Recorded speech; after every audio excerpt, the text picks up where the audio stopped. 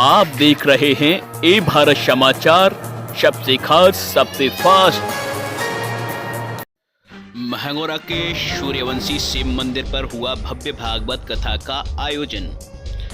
प्रसिद्ध कथावाचक मूर्तिनंदन जी महाराज ने सुनाई भागवत कथा की विभिन्न। आप भी देखें ए भारत समाचार के साथ लीला और प्रसंगों की कुछ झलकियां। काकुले तुझो नाम हमारा। हनुमान जी कहते हैं विभीषण से, जो मेरा नाम लेता है उसे आहार नहीं मिलता। गरीब को आहार मिलता है और हनुमान जी कहते हैं आहार नहीं मिलता। आहार किसको कहते हैं? जो हनुमान जी का सेवक है वो मांस नहीं खाता, वो शराब नहीं पीता।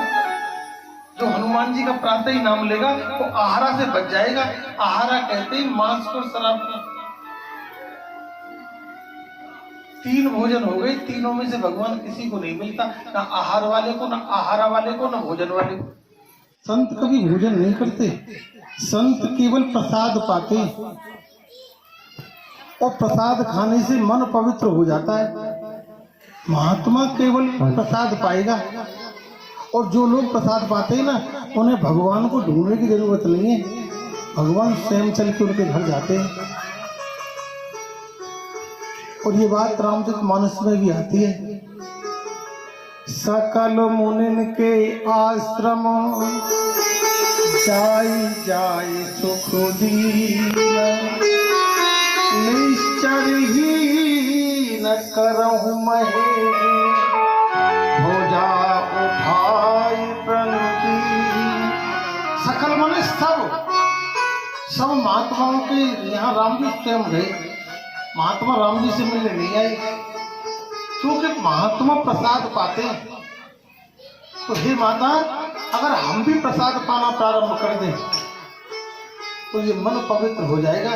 जीव को तो स्वाद मिलेगा खाने का ही, लेकिन मन का जो भाव है वो मन को बदल देगा। भले ही मन तुम्हारा करता है हमें आज कचौड़ी खानी है, तो पहले उन्हें भगवान का अर्पण कर दो, तो जीव को स्वाद तो कचौड़ी का मिलेगा, लेकिन मन को जो आनंद है वो प्रसाद का मिलेगा।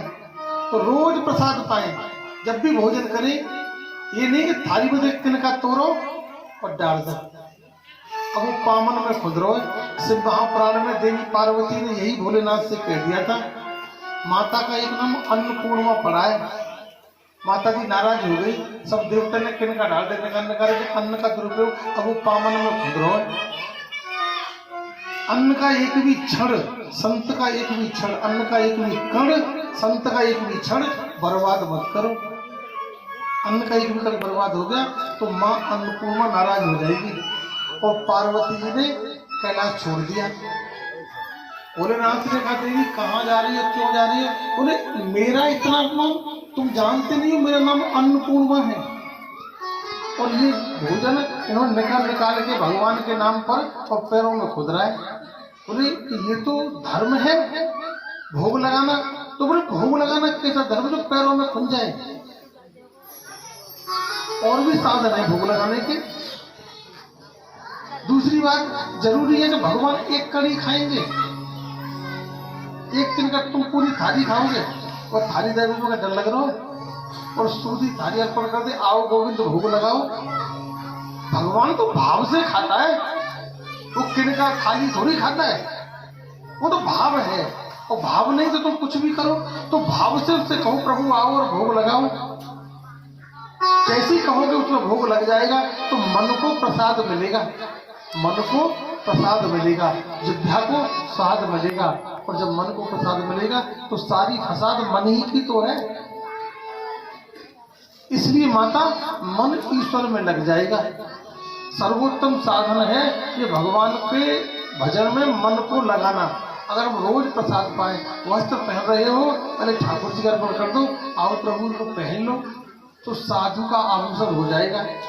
हम कहीं भी रहें, इस लोक में परलोक में, और मुख से एक ही शब्द निकलेगा, राधा रमण राधा रमण। उसको नहीं आप विस्मृत कर सकते, चाहे आप कहीं भी रहो। देखा, अगर माता इतने पर भी भगवान का मन भजन में नहीं लगता है तो इस मन को अर्पण कर दो ठाकुर जी के अष्टवक्र की तरह, महाराज जनक की तरह। और बल कैसे अर्पण किया जाए, हमें तो पता ही नहीं कि शरीर में मन कहाँ है। बस भाव से कहो, राधे तेरे चरणों की, श्यामा तेरे चरणों की